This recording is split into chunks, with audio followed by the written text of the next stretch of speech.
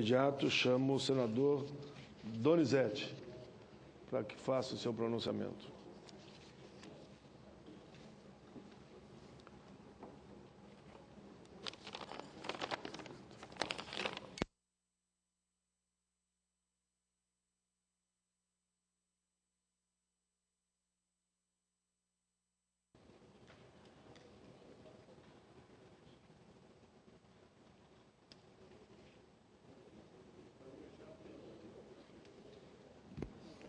Senhor presidente, senador Paulo Paim, senhores senadores, senhoras senadoras.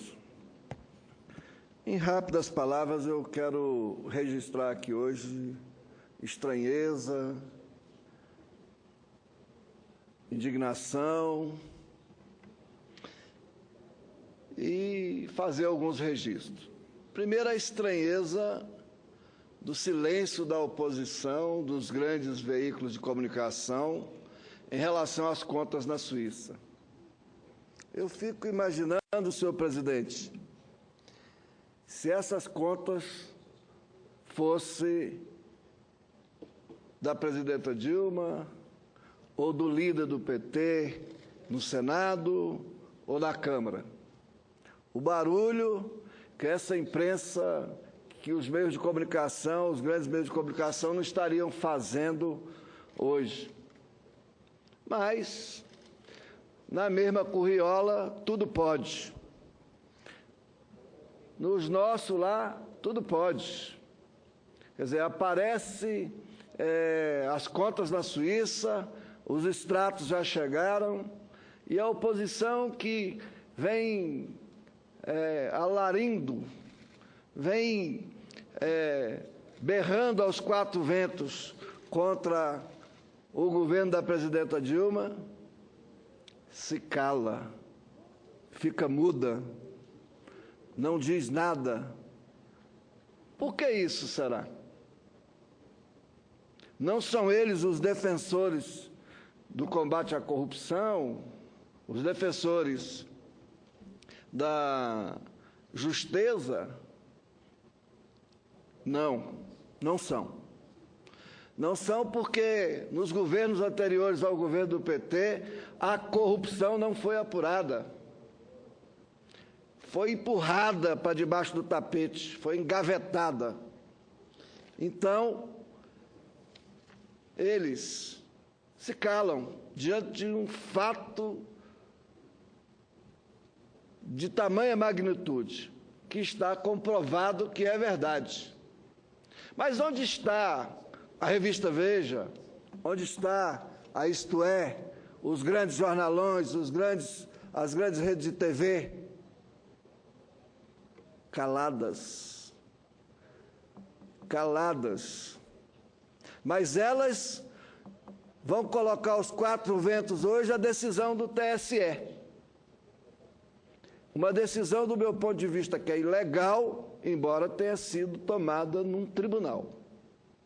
É imoral porque são contas aprovadas e que, segundo a própria membra do TSE, não existe indícios, não existe nada que comprove algum delito para que se possa reabrir a apuração, a investigação das contas de campanha da presidenta Dilma.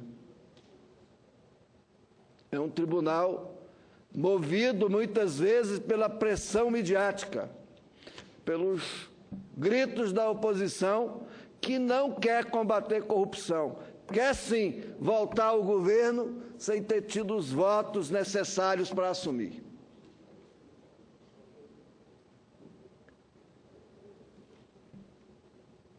Tenho ouvido aqui, desta tribuna, aqui no plenário do Senado, senadores da oposição dizer que o PT aparelhou o governo, criou 20 mil cargos. Mentira, não criou 20 mil cargos. Pelo contrário, o PT tem dado respostas ao crescimento das demandas que a sociedade pede e as despesas do PT com cargo de comissão, governo do PT, do Lula, do presidente Lula, da presidenta Dilma, em relação ao PIB, são muito menores do que a do governo anterior. Os gastos em cargos e comissão são muito menores do que do governo anterior em relação ao PIB. E mais, cerca de 75% dos cargos em comissão são ocupados por servidores de carreira. E tem um dado muito interessante revelado pelo IPEA, é que no governo do Partido dos Trabalhadores, a gestão pública foi melhor qualificada. Os servidores de nível superior subiu de 44% para 62%. Os servidores de mestrado subiu de 2% para 7%. E os servidores de doutorado subiu de 0,2% para mais de 7%. O que demonstra que esse governo tem qualificado, sim, a gestão. Tem profissionalizado a gestão, uma vez que os cargos em comissão, inclusive os DS superiores, são majoritariamente ocupados por servidores de carreira. E aí, senhores ouvintes da Rádio Senado, senhores ouvintes, senhores telespectadores da TV Senado, nós temos ouvido que o PT tem aparelhado o governo. É mentira. O levantamento do IPEA revela para nós, senador Paim, que cargos em comissão filiados a partidos, não é o Partido dos Trabalhadores, não, é todos os partidos, é 13% dos nomeados. Apenas 13% de filiados a partidos ocupam cargo em comissão. Ou seja, 87% não são filiados a nenhum partido. Antes, isso não era assim. Mas isso é negado à sociedade brasileira porque os meios de comunicação não informam. Ao contrário, diz que aparelhou, não aparelhou. Os dados do IPEA mostram isso. Então, é preciso que nós paremos por 30 segundos. Só 30 segundos, não precisa mais do que 30 segundos. E nos perguntemos, como estávamos há 13 anos atrás? Melhor ou pior? Posso afirmar que, inclusive por dados econômicos, que estávamos muito pior. Por exemplo, a relação dívida-PIB, senador Paim, do governo, no final do governo FHC, era de 118%. Ou seja, é como se o cidadão que ganhasse R$1.000 devesse 1.180. A relação dívida-PIB hoje é de 51%. Ou seja, é como que o cidadão que ganha R$1.000 devesse só R$510 e não 1.180 para aquele que ganha 1.000. A realidade econômica e social do Brasil hoje é outra, muito melhor do que há 13 anos atrás. Há 13 anos atrás, para poder ter saldo na balança comercial, nós tivemos que o país foi ao FMI buscar 40 bilhões para cobrir o rombo que tinha de 4 bilhões e pouco na balança comercial e sobrar um saldo de 36 bilhões. Então, o que existe hoje é uma crise inventada do ponto de vista político para atrapalhar o momento de crise econômica que nós realmente temos, mas numa situação muito melhor do que há 13 anos atrás. E essa crise política é decorrente daqueles que perderam a eleição e não aceitam o resultado. Mas foi assim em 1954, quando Getúlio Vargas tinha ganhado a eleição, e a mentira, a calúnia, o denuncismo e a preparação de um golpe o levou ao suicídio para evitar o golpe. Mas foi assim também com Juscelino, que tirou a capital do Rio de Janeiro e trouxe para o Planalto Central, onde estamos hoje, a nossa Brasília, que tentaram derrubar o Juscelino. Não conseguiram, mas tentaram em 1961 impedir que o Jean Goulart, que era o vice-presidente da República eleito, tentaram impedir que ele tomasse posse na renúncia do Jânio Quadros.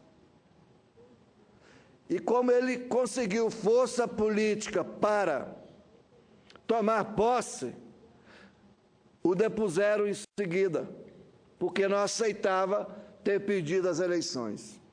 E hoje, numa articulação que envolve membros do Tribunal de Contas, que envolve até membros do Judiciário, que estão incrustados no STF, porque eu não posso entender diferente que um voto como aquele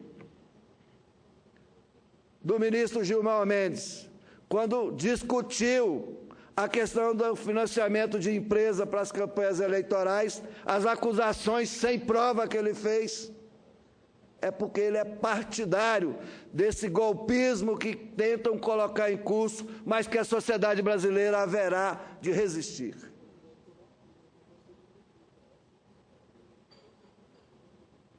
Veja bem, tudo que o Tribunal de Contas pediu de resposta ao TCU do governo foi respondido.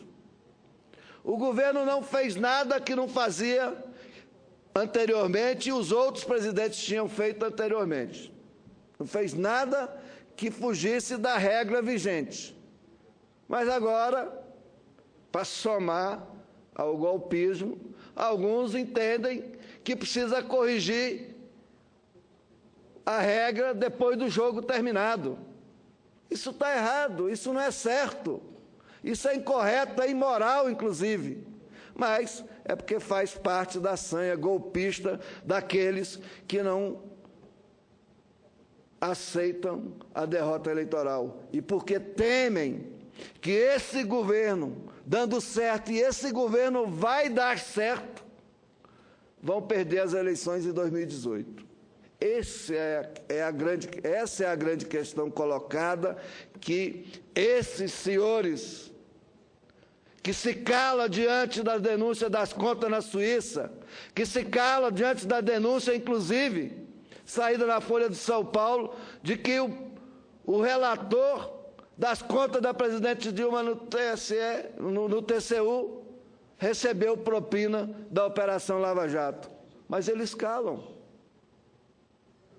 porque interessa o jogo do golpismo que eles perpetram e tentam colocar em curso, mas que a sociedade brasileira haverá de impedir.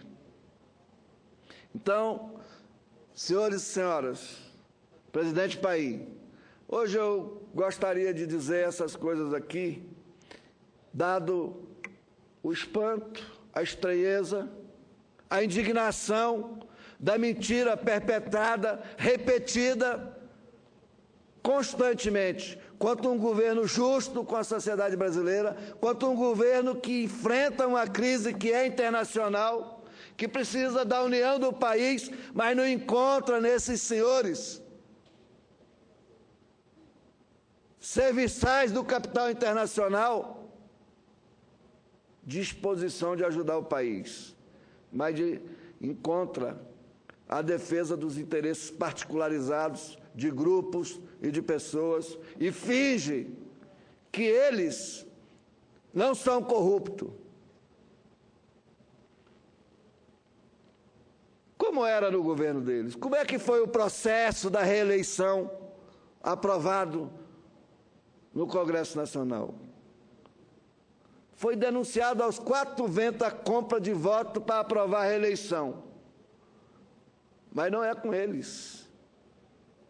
Claro que é com eles. Não é conosco, que no nosso governo vimos combatendo sistematicamente a corrupção.